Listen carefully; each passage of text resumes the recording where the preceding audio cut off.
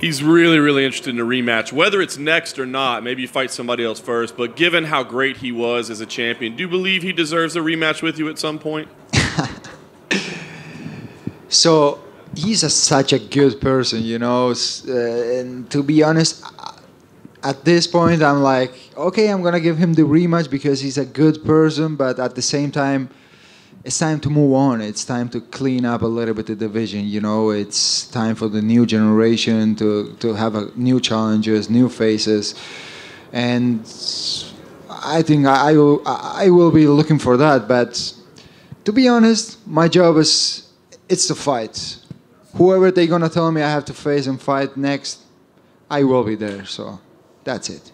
Last thing for me, undefeated champion. What's your goal as champion? You know, some people want to be champs, 2 divisions. Some want to, you know, have the most title defenses in UFC history. Like, what's your goal as UFC champion? I don't know. Right now, I don't know. My goal since the beginning was to become a UFC world champion. Now I have to go back home. I have to meditate, to visualize what are going to be the next the next steps that I'm going to take. But for sure, I'm going to make some big steps. So, yeah. Ilia, right here. You just mentioned, you know, you'll fight whoever, you're the champion now. Does that mean you've kind of changed your tune on Max Holloway and Yair Rodriguez and Brian Ortega? Max Holloway, no, all of them, they didn't make any sense for me right now. As I said, I need new challengers, new ones. So there are some upcoming fights. We'll see how they're gonna play out, and you're gonna see El Matador for a while. So. You mentioned all these people who have had their title shots already. The one person in that top 5 who hasn't is Movsar Evloev, yeah. And you guys have some history. You're supposed to fight, I think, here in Anaheim at one point. Is that a fight you want to revisit, undefeated versus undefeated? Look, Movsar is a good fight for me.